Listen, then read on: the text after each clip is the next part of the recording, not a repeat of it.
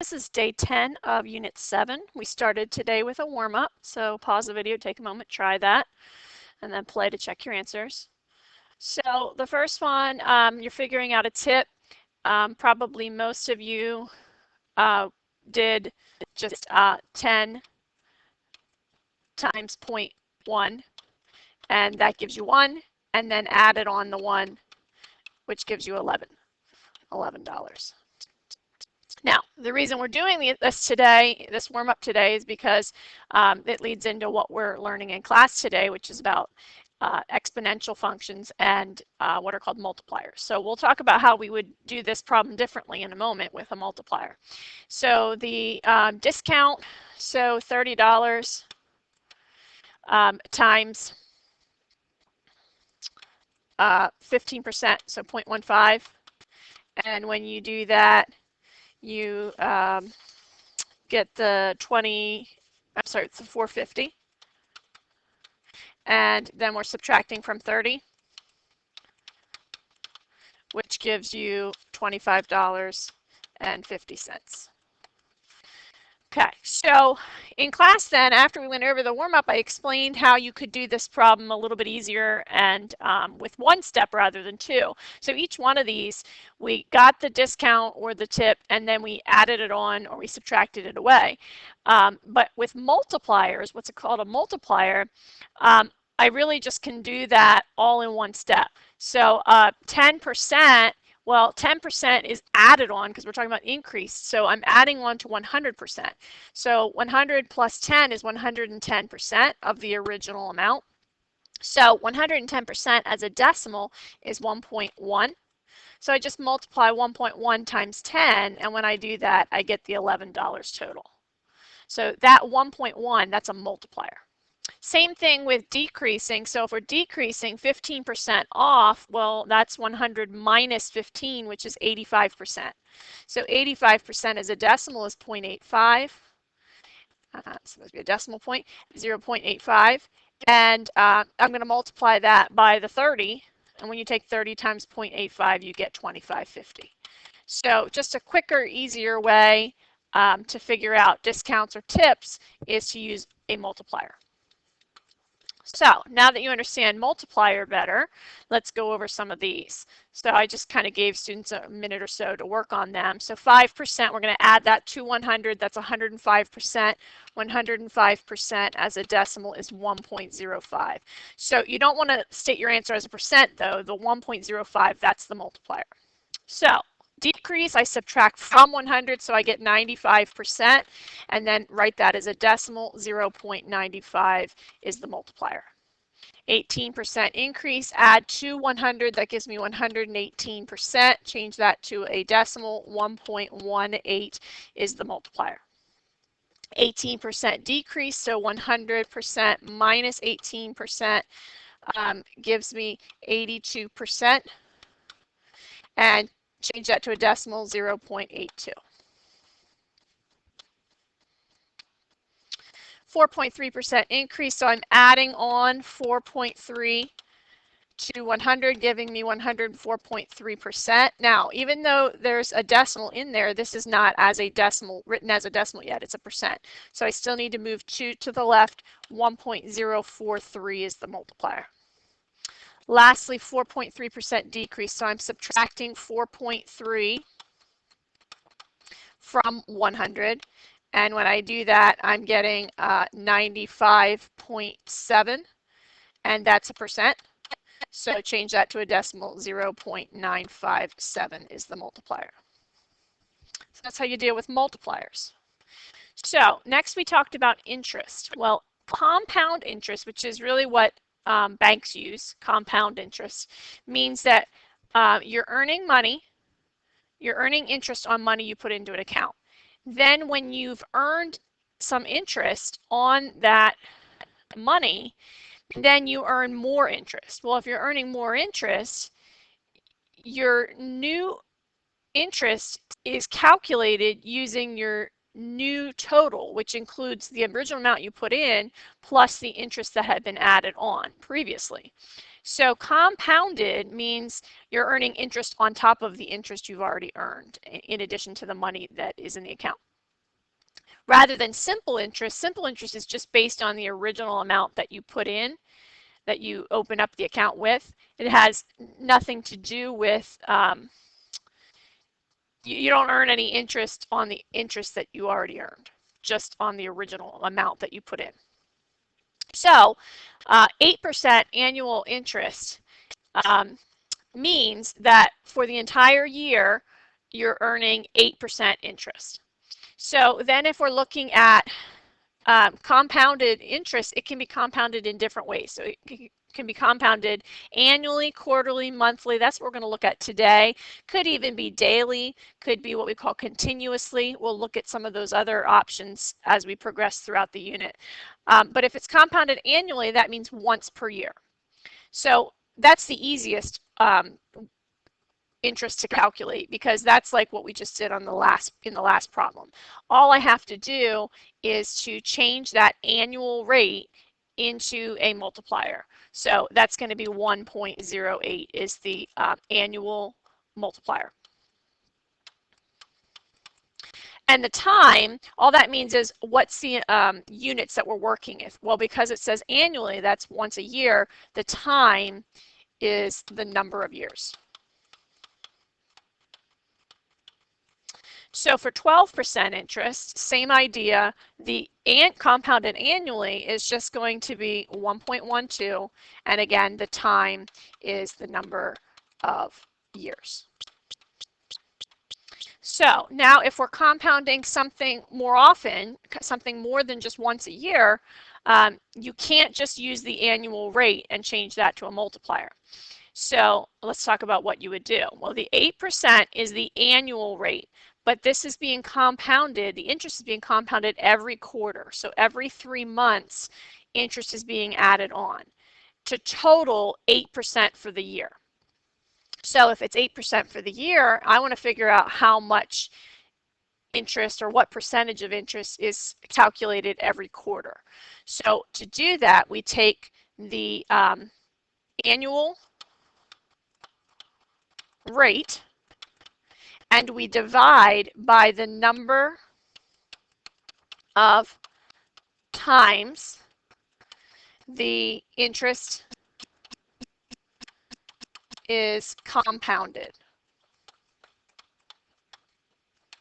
per year.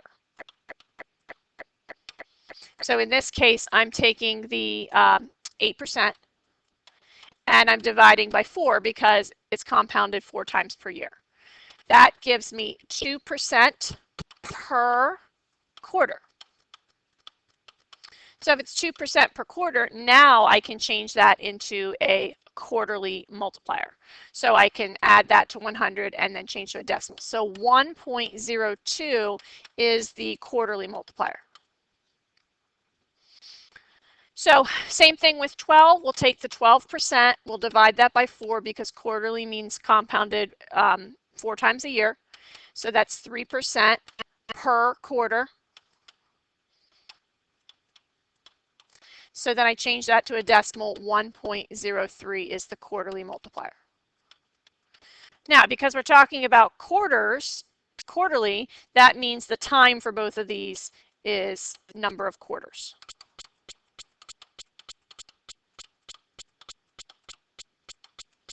So lastly, we're going to look at compounded monthly.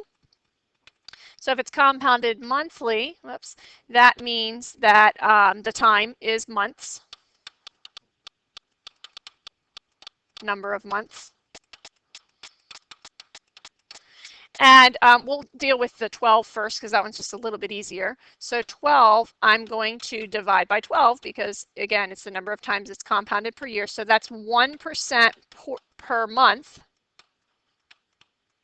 which means the monthly multiplier, then change that to, add that to 100 and change to a decimal. 1.01 is the monthly multiplier. Over here with 8, I'm going to divide 8 by 12, number of times it's compounded per year. And when I do that, I'm getting a decimal, 0.6 repeating percent. Now keep in mind that's still a percent. I'm adding that percent, which has a decimal in it, but it's still a percent. I'm adding that to 100, and that gives me 100.6 repeating percent. Now I change that to a multiplier. I want the monthly multiplier. So the multiplier is, move it 2 places, 1.006 repeating. You must put the repeating on that. You cannot just put 1.006. If you did that, then the person would be getting a lot less interest than they should, because the multiplier is 1.006 repeating, not 1.006. So that's how we figure out compounded multipliers. So next, in the last example, we went from the annual rate to the monthly multiplier. Now we're going the opposite direction. We know the monthly rate, and we're going to figure out what the annual multiplier is. So in the last piece, we divided by 12 because we knew the annual rate and we wanted to figure out the monthly rate, and then from the monthly rate, the monthly multiplier. Well, now we know the monthly rate, so we want to go to the annual. So rather than dividing by 12, we're going to be multiplying by 12. So 12 times 2 is 24%. That's 24% increase per year. So if that's 24% per year, and I want the yearly or annual multiplier, I add that to 100 and change to a decimal. 1.24 is the annual multiplier.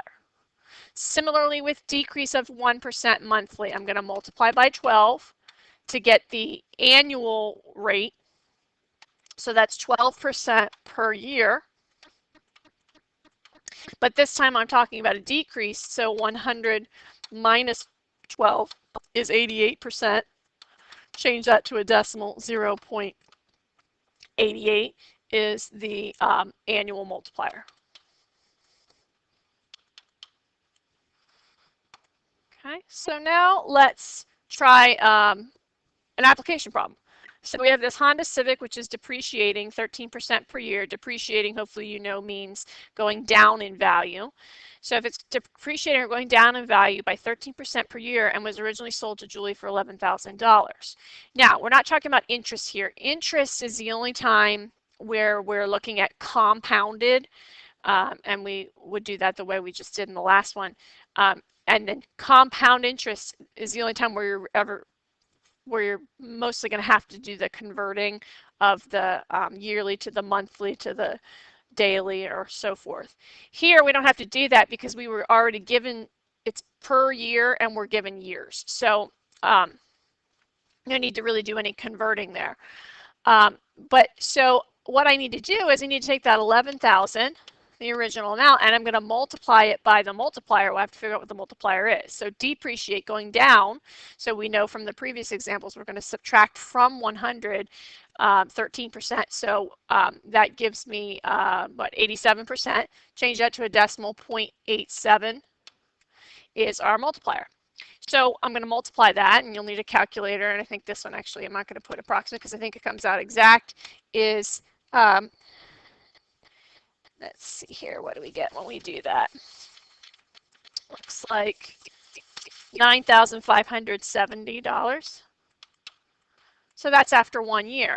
Now, a couple ways I could get 2 years. So I could take that total and multiply it by 0.87 again. And I would get, and I should put approximate here because I have to round that, I would get 8325.90. So that's one way to do it. Okay, but hopefully you're realizing that's not really the most efficient way, because what if I wanted like 10 years or 100 years? And I don't think I would want to just keep taking my previous answer times 0.87 and then my next answer times 0.87. I don't want to do that. But what I could do is, because I'm repeatedly multiplying by 0.87, like in other words, when I did 9570 times 0.87, I was really taking my 1100 or 11,000 times 0.87 and then taking that times another 0.87. So that's repeated multiplication of 0.87.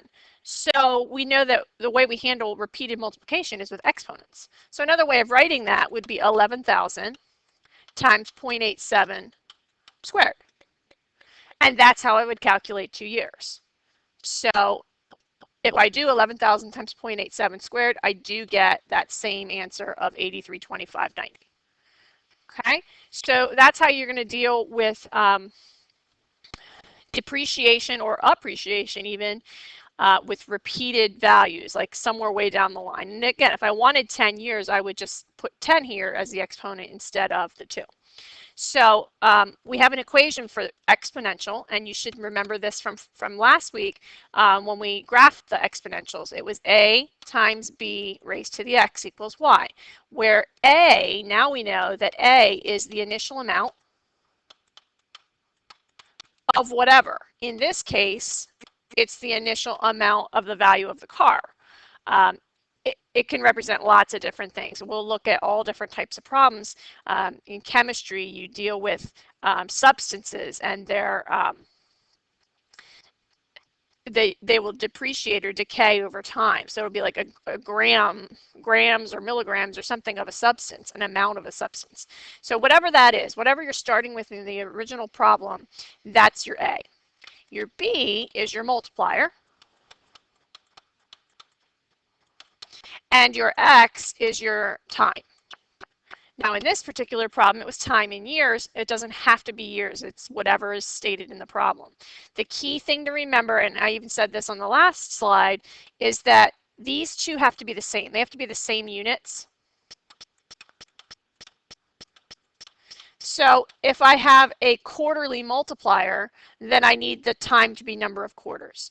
If I have a yearly multiplier, then I need the time to be number of years. Has to be the same units.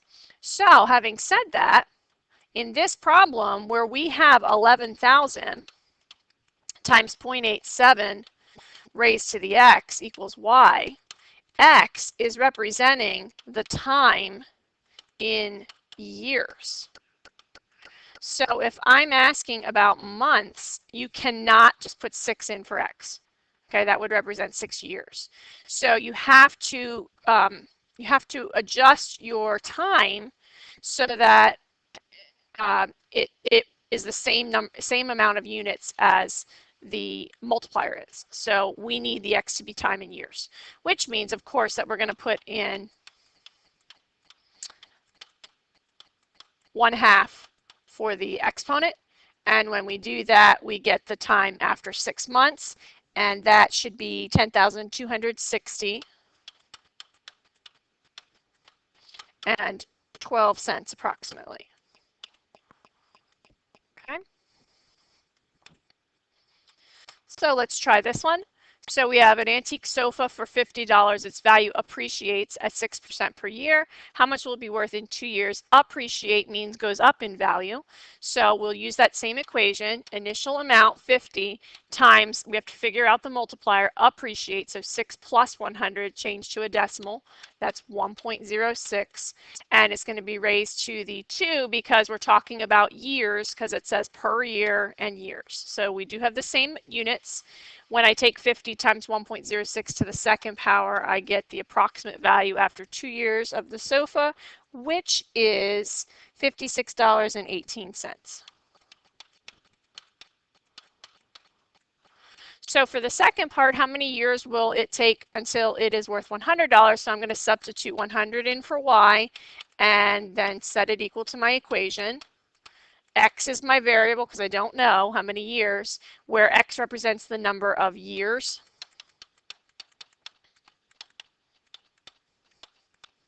So I'm going to solve this equation. I'm going to first divide by 50, and that gives me 2 equals 1.06 to the X.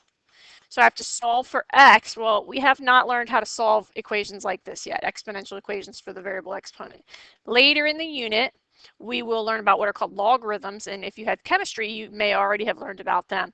But later in the unit, we'll solve using logarithms. For now, the only way you know how to solve this is by guessing and checking, which is perfectly fine for right now. So that's what I want you to do. I want you to solve this by guessing and checking until I teach you about logarithms.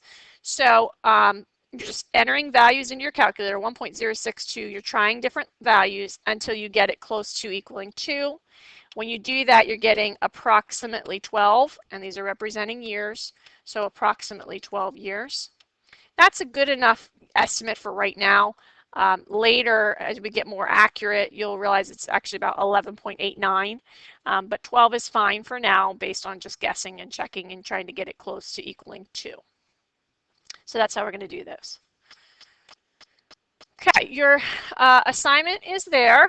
You're going to do 19 to 21. You're going to skip problem number 2 on page 20. I just want to mention one other thing, though. There's some key words that you probably should add to your notes. So if we're talking about going up in value, adding to 100 to get the multiplier, some words to look out for: increase,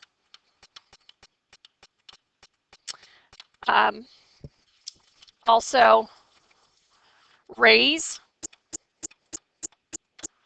also appreciate,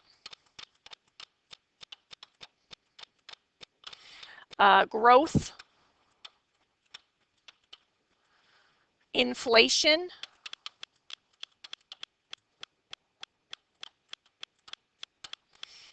tip,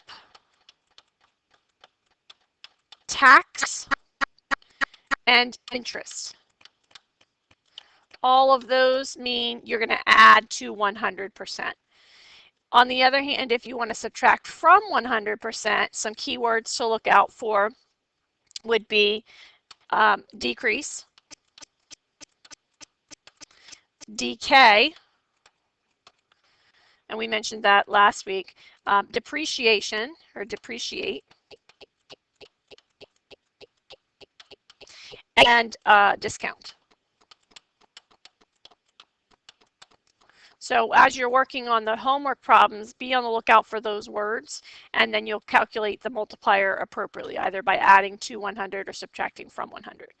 So try those problems for tomorrow.